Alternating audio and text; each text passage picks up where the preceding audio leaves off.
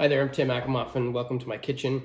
This morning I woke up, there was a package on my front door. It was from my good friend Cleve at Männkitchen, and it's a bunch of their cooking tools that are designed for, I would say large-handed man. I'm not a large-handed man, but these tools are fantastic. They solve a lot of the problems that cheaper, thoughtless kitchen utensils don't really take into account.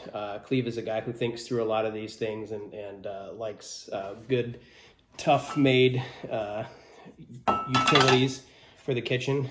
And so I've decided I'm going to put these to use today. And I decided I'm going to make bolognese. Actually, my wife last night was saying that we haven't had it in a long time. It's the first dish I ever learned how to make. Actually, no, it's the second dish I learned how to make. But the whole secret of bolognese is, this is not just spaghetti sauce. Bolognese is a dish that is all about time. It's taking the time to do it all right. So I'm going to show you step by step how to make bolognese this afternoon. It's kind of the perfect stuck at home on a weekend. It's rainy, you can't really go outside. You finished all the house projects last week because we've all been stuck at home. So stick with me. I'm going to show you how to make this dish.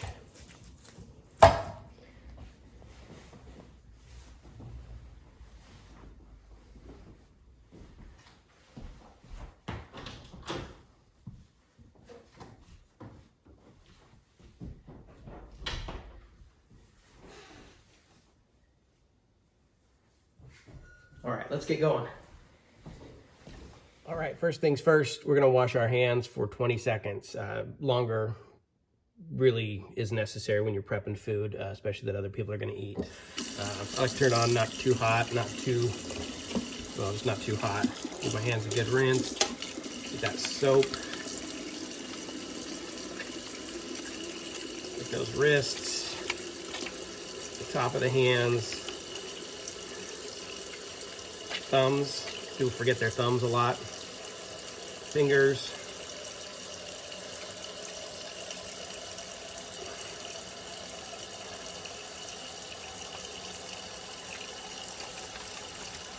Just can't overstress the importance of hand washing. Always, not just because we have a virus going around. When I worked in kitchens many years ago, it was just a thing. I couldn't even imagine eating food from somewhere where somebody hadn't been meticulous about how they wash their hands.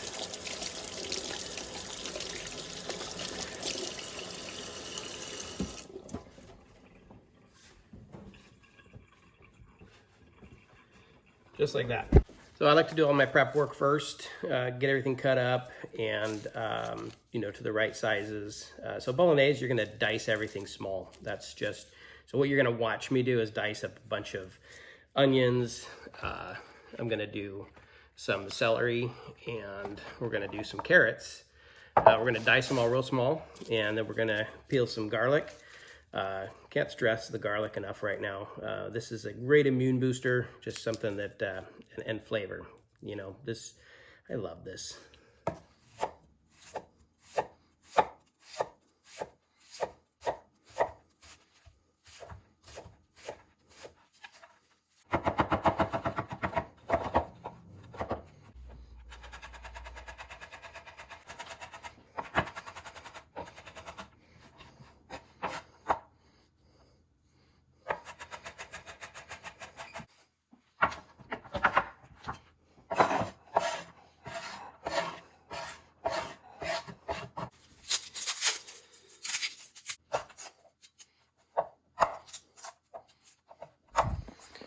All right, so for your meat, which is where you're really gonna start after you chop up your vegetables, I like to use cast iron to do the meat.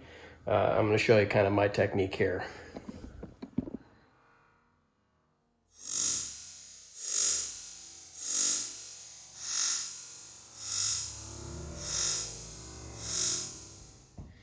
So I like to warm my cast iron up first. I'm gonna put it on the stove and get it heated up on pretty much on low or just a little bit above low. I'm gonna let it heat slowly. It will heat the whole pan evenly. That's much better for browning meat. While the cast iron's warming up, I'm gonna come over here and I'm actually gonna get this meat prepped. And what I'm gonna do is kind of already start to break it down a little bit. You know how when you put meat in a deal, if it's too thick and it just takes a while to break up, it browns the outside of it. So in this case, I'm actually going to kind of chop this meat up a little bit. My goal here really is to tenderize this meat or cook it really until it's just completely tender. That is really, you want this stuff to just be silky, if that makes any sense. Can you see how fine we've got it broken down there now? So that's what you're looking for, is just more grainy, fine meat rather than larger chunks. This works great. Helps cut it into pieces. Moves it around the pan. I love this tool.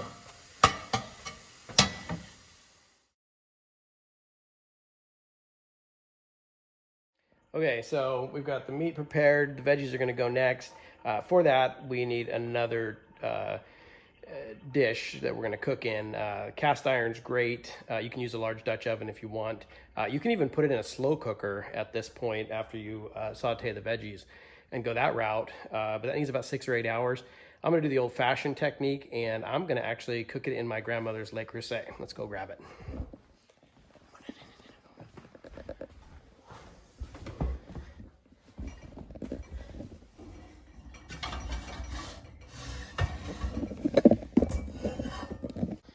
Look at this beauty. I inherited it from my grandmother who passed away last year. I love it. She cooked so many family meals in it. Now I've been cooking ours in it, and I love this kind of stuff that can pass down from generation to generation. So let's get started. One more thing, we're gonna cut up and cook some pancetta. And then we're gonna cook our vegetables in the fat and it's gonna render down like bacon a little bit. So let's go check that out. Doesn't really matter how you prepare the pancetta. In this case, this was leftover from charcuterie we had last night, and I figured it'd be perfect to use just a few pieces that were left over of the pancetta, just for a little flavor, some little fat to add in. You can tear it up if you want, like this. Mainly I want to save all these little fat pieces because I want those in the bottom of the pan. But essentially, without these papers here, we're going to take all that little pancetta, and I'm just going to really quickly chop it up into smaller little pieces that will be like little bacon bits on the bottom of the pan. All right, once this is warmed up a bit, you can add in your pancetta. Couple of things here. I like to actually use wooden spoons with my Le Creuset. They have an enamel. They have an enamel surface down here, and essentially, you don't want to use a metal tool on these. Otherwise, you'll break up some of that enamel.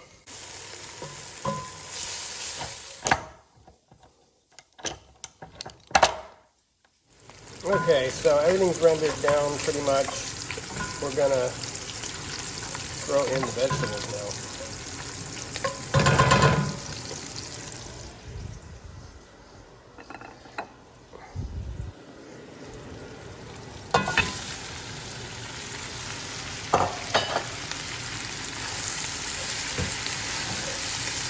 All right, I'm not gonna lie, I'm really excited to use the Männkitchen garlic press. I have an old one my wife's grandma gave us. It works great. I love it. But it's old. It's kind of on its last legs. So it's exciting to have a new one here. So we're just going to... I like to put the garlic in a little bit after I put the other vegetables in. If you put it in too early, it browns up and gets too, in my opinion, done too quick. You lose some of that flavor. So I'm just going to throw these in. This is nice, smooth, easy. I think the thing about garlic presses that's most frustrating is they're hard to clean. And I love the way this one breaks down. I'll show you in a minute. Yeah, so anyway, This kind of breaks down like this, so you can clean it easier. Really like it.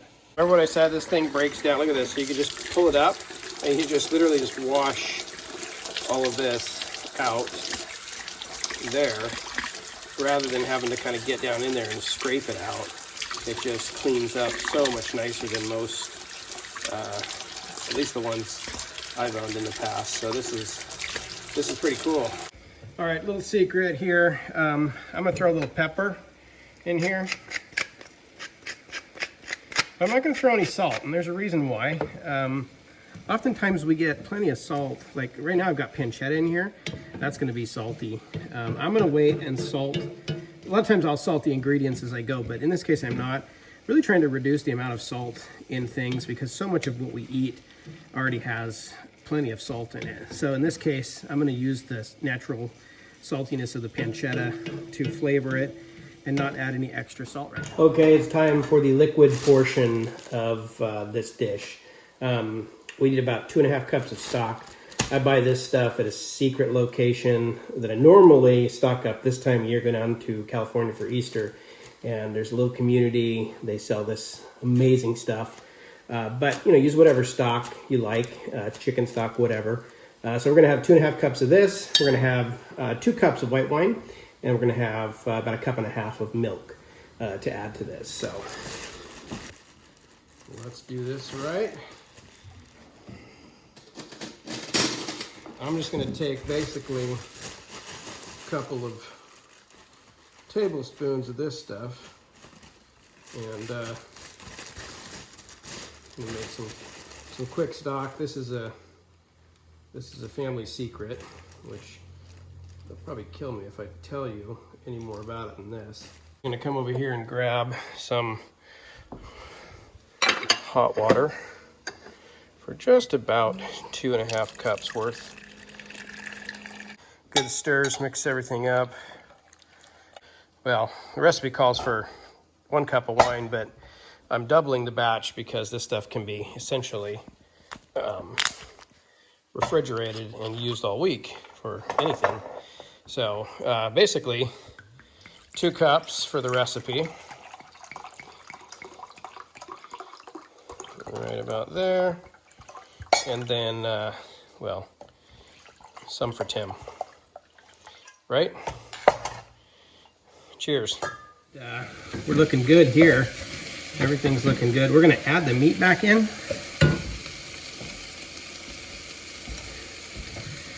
Just throw it all in there. I am gonna mix that around really good.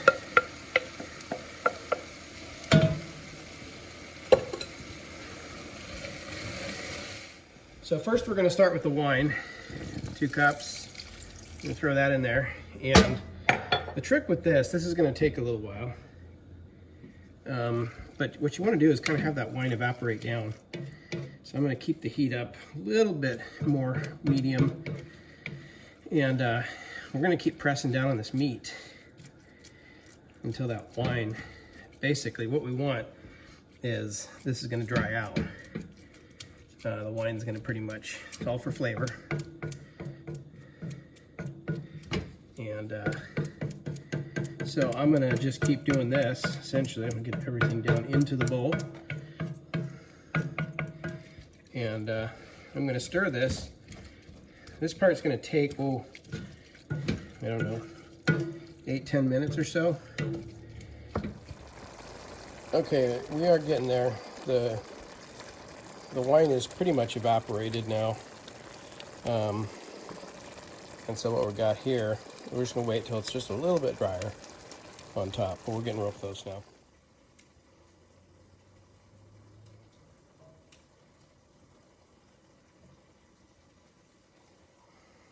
Okay, we're pretty much there. There's a little liquid on top, but it's mostly dry. You can see it's kind of, there's little volcanoes all through here. So most of the liquid, especially in the middle here, it's pretty dried out. So there's just a little liquid left on the surface. And so what we're gonna do is go ahead and start adding the last of the ingredients. Tomato paste.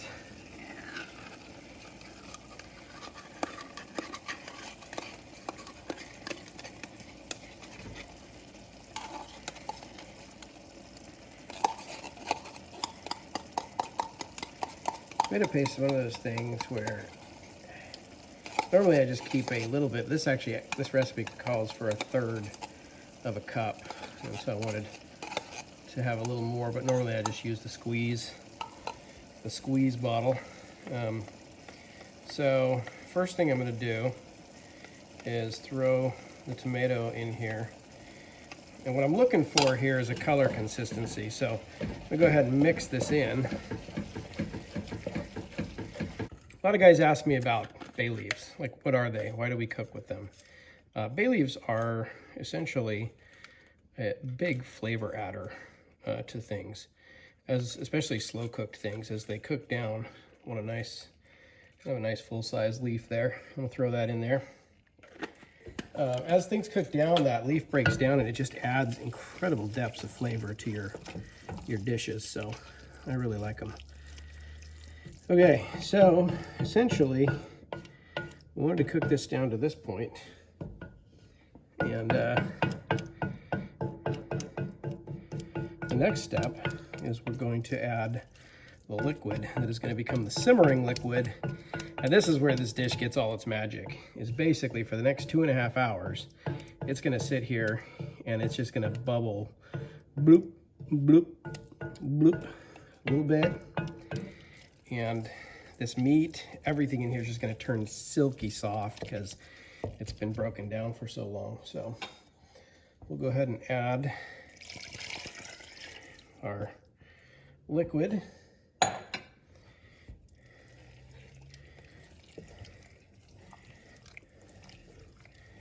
Get that all mixed in so it loosens up a little bit. Move some of that sauce around. Your meat really should be completely just tiny little particles at this point. You don't want any big chunks. If you have any, you just kind of break them up against the side. And then we're going to add the whole milk. And that is going to give it kind of a creamy texture, make it a little more rich.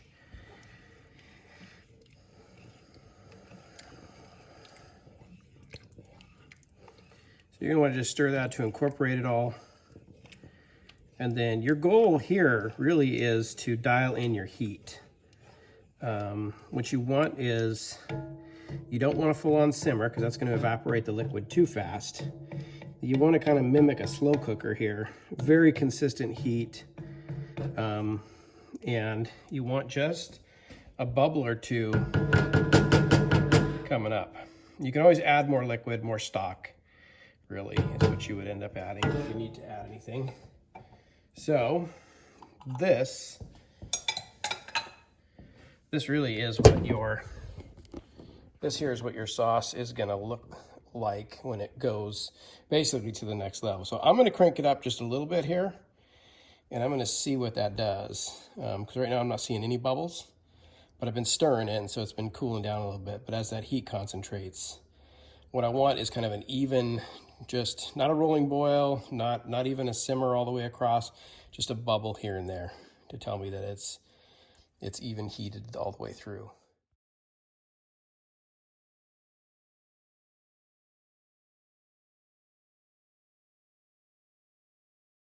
Okay, everything's coming together. We're gonna put the noodles in, and the sauce is, as you can see, pretty much done. It's all warmed through, and we'll throw the noodles in here. A couple of packages of linguine. You can use a lot of different noodle varieties for this, but this is just what I'm just gonna put on it tonight. Sauce works great with anything that catches a lot of the sauce, because it's not a really thick or chunky sauce. It's actually because we broke that meat down so far. And these noodles don't take long at all. And one thing that can make staying at home easier is putting on some nice clothes, coming down, having dinner together, open a nice bottle of wine, act like you're going out. And that, my friends, is Bolognese sauce. It's a long afternoon. It's wonderful. It tastes great. Look at that there. And all I can say is, Cleve, thank you very much, man. It was a true honor to cook with these tools today. I really appreciate it. And I look forward to sharing a meal with you very soon. Cheers.